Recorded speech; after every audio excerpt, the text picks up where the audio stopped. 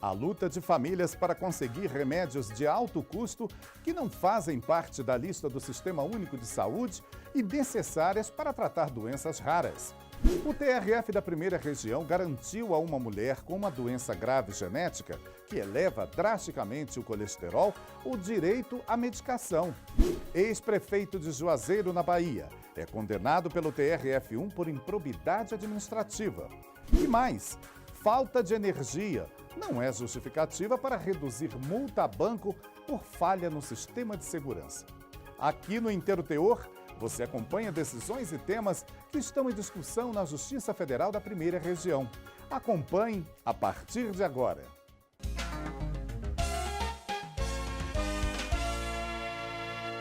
A gente começa o programa de hoje contando a história de famílias que enfrentam verdadeiras batalhas jurídicas para conseguir medicamento de alto custo e assim tratar doenças raras.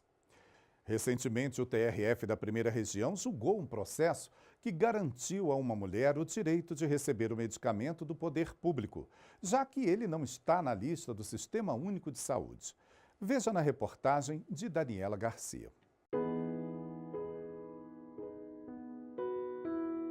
Os dois filhos de Klaus, Edgar, de 9 anos, e Eric, de 10, têm a chamada Síndrome de Landau-Kleffner, uma forma rara de epilepsia infantil que traz sérios transtornos de linguagem. O mais novo até hoje não fala e o diagnóstico correto só apareceu há 2 anos. O que ele tinha, nos diziam que era autismo e a gente acreditava. Então, foi um choque, né? Porque depois que a gente começou a tratar a epilepsia, o comportamento dele melhorou muito, né? A gente percebeu que muito do que ele tinha, que era dito autismo, na verdade era efeito da epilepsia, né? Todos os dias, as duas crianças precisam tomar 7 remédios. Apenas um deles custa R$ 750 e dura somente 12 dias. Para Klaus, um valor bem alto, mas o medicamento é imprescindível. A evolução dele, assim, foi muito grande, né? Ele melhorou muito, né? Antes ele até comia chinelo, ele comia as coisas, ele tinha e ele não tem mais isso, né? Ele está muito mais tranquilo, ele não tem mais surtos de agressividade, nem de aquelas surtos de como se estivesse sentindo dor. Enfim, aí a gente nunca mais teve esse tipo de problema, né? Era da epilepsia, né? No Brasil inteiro, há famílias como a de Klaus, enfrentando verdadeiras batalhas para seguir com um tratamento adequado de doenças raras. Em um dos casos, uma cidadã buscou a Justiça Federal para conseguir um medicamento de alto custo não constante na lista do SUS, Lomitapida. Ela tem uma grave doença genética que eleva drasticamente os níveis de colesterol e precisava do remédio para seguir o tratamento prescrito pelo médico. Já em primeira instância, ela garantiu o direito. A União recorreu ao TRF1, alegou que a intervenção do judiciário somente pode ocorrer de forma excepcional e se comprovada a omissão do poder público ou inadequação da política pública existente, o que não se revela no caso. Não há uma omissão, uma desídia ou qualquer negativa do tratamento da parte autora em relação à sua doença. O Sistema Único de Saúde, ele dispõe de protocolo clínico e terapêutico para a doença que a parte alega ter, uma série de medicamentos que são fornecidos amplamente no Sistema Único de Saúde, à exceção do medicamento que a parte pleiteia, que é a Lomitapida. O medicamento não tem registro na Anvisa e não foi incorporado ao Sistema Único de Saúde por essa razão especialmente. Os argumentos foram rejeitados pelo tribunal. A quinta turma destacou que já há jurisprudência no sentido de disponibilizar fármacos fora da lista do SUS em caráter excepcional, se atendidos certos requisitos, como demonstração de imprescindibilidade do medicamento. Este advogado acrescenta os outros pré-requisitos, que são ineficácia dos remédios fornecidos pelo SUS e comprovação de hipossuficiência do requerente.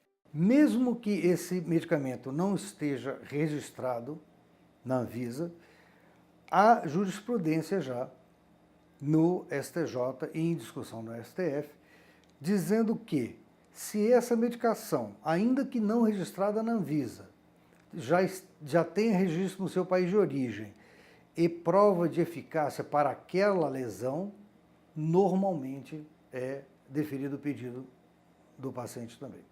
Esta médica geneticista explica que o caso da doença da autora da ação é bem específico e os medicamentos constantes na lista do SUS não seriam suficientes. A lomitapida, ele foi já liberado pelo FDA, mas não foi ainda liberado pela Anvisa. E ele é destinado às formas graves, que são as formas homozigóticas, que ocorrem na frequência de 1 para 1 milhão na população. Mas, como são casos raros, eles ainda estão sendo estudados em termos de viabilidade, risco-benefício na população. Vitória na justiça para a autora da ação e continuidade de luta para outros brasileiros com doenças raras. Os pais acabam tendo que fazer uma peregrinação no país, né? Por exemplo, eu tive que ir a Curitiba para conseguir um diagnóstico, né? Mas não são todos os pais que conseguem, né? É difícil, é difícil.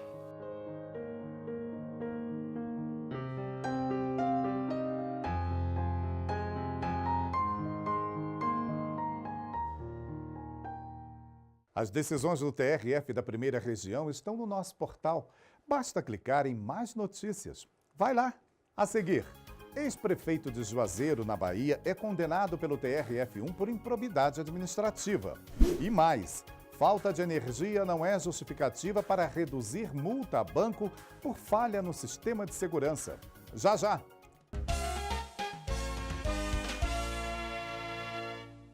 A ausência de prestação de contas sobre recursos repassados ao município de Juazeiro, na Bahia, levou o TRF da Primeira Região a manter condenação por improbidade administrativa a um ex-prefeito da localidade.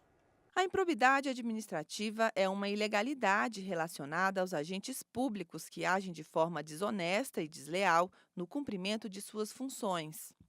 De acordo com a Lei 8429 de 1992, também conhecida como Lei de Improbidade Administrativa, a ausência de prestação de contas governamentais é crime, pois fere princípios constitucionais. E foi por não apresentar a prestação de contas de dinheiro público que um ex-prefeito de Juazeiro, na Bahia, foi condenado por improbidade administrativa pela Justiça Federal no estado. O dinheiro do qual o ex-gestor deveria ter feito prestação de contas foi destinado para um projeto especializado em atendimento de crianças e adolescentes vítimas de abuso, exploração e violência sexual, gerenciado pela Fundação Assistencial Comunitária de Juazeiro. De acordo com o ex-prefeito, como a fundação fez prestação de contas para a Secretaria do Trabalho e Bem-Estar Social, ele não teria essa responsabilidade. Por isso, recorreu ao TRF da Primeira Região. A quarta turma do tribunal, porém, manteve a condenação do ex-gestor. O relator, desembargador federal Olindo Menezes, destacou que essa justificativa de responsabilizar a fundação não poderia ser aceita, pois o dever jurídico de prestar as contas das verbas repassadas ao município cabe ao prefeito e não à instituição responsável pela execução do projeto. Para esse advogado, especialista em direito administrativo, pode ter faltado o conhecimento das normas e organização por parte do ex-gestor público. Quando estamos falando de uma prefeitura, cada vez que ele repassa para alguém, ele tem que cobrar. É o mínimo que a gente aprende de administração, saindo da área do direito, tá? Você tem o planejamento, tem o controle, mas de qualquer forma precisa controlar. Mesmo que não seja ele destaque alguém. O TRF da Primeira Região decidiu: falta de energia não é justificativa para reduzir multa a banco por falha no sistema de segurança. Caberia à instituição financeira ter algum mecanismo para garantir o funcionamento adequado do alarme. Por lei, as instituições financeiras são obrigadas a apresentar um plano de segurança aprovado pela Polícia Federal. O documento deve descrever todos os elementos do sistema de proteção, que abrangerá a área do estabelecimento. Segundo o chefe da Divisão de Processos Autorizativos de Segurança Privada da Polícia Federal, há 2 itens obrigatórios, que são a presença de vigilante e o alarme. O plano de segurança é aquilo que a gente considera, com respaldo legal, como mínimo para que a agência funcione com um mínimo de segurança para as pessoas que estão ali dentro, não só para os frequentadores, mas para os funcionários também. Então, a polícia, por meio da portaria 3233 de 2012, ela estipula os requisitos que são os mínimos mesmo, são bem poucos. E se a agência não está cumprindo nem isso, a gente se preocupa realmente e faz uma atuação constante para que garanta essa segurança. A Polícia Federal faz uma fiscalização anual para verificar se o plano está sendo cumprido. Só no ano passado, 1.121 multas foram aplicadas em instituições financeiras em todo o país. 5 estabelecimentos acabaram interditados e 11 locais receberam advertências. De acordo com o delegado, a conhecida porta giratória não é item obrigatório no plano de segurança, mas quando a instituição inclui no documento, deve estar em pleno funcionamento. Atualmente, as ocorrências que a gente verifica com maior frequência é a falha de algum elemento de segurança, como, por exemplo, a ausência de um vigilante, ou quando deveria ter 2 ou 3. As penalidades elas vão de advertência até a interdição do estabelecimento. Tem também multa de 10 a 20 mil reais aproximadamente. E uma dessas penalidades foi aplicada ao Banco do Brasil. A polícia autuou no grau máximo a instituição por ineficácia do sistema de segurança. Em uma das agências em Macapá não foi constatada qualquer resposta ao acionamento do sistema de alarme. O banco recorreu à justiça para tentar anular o auto de infração. Alegou que a falha ocorreu por causa de uma queda de energia na véspera da fiscalização. A 6ª turma do TRF da Primeira Região rejeitou o argumento. Destacou que cabe ao banco ter um suporte para sustentar o alarme em situações como esta, porque senão, sempre que isso acontecesse, a segurança no local ficaria comprometida. Eles não trouxeram essa prova aos autos, o que é também ressaltado pelo desembargador na apelação.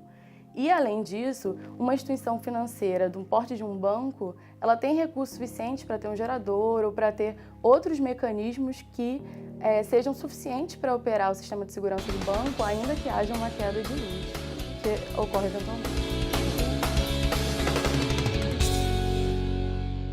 Esse foi o Inteiro Teor com notícias sobre a Justiça Federal da Primeira Região.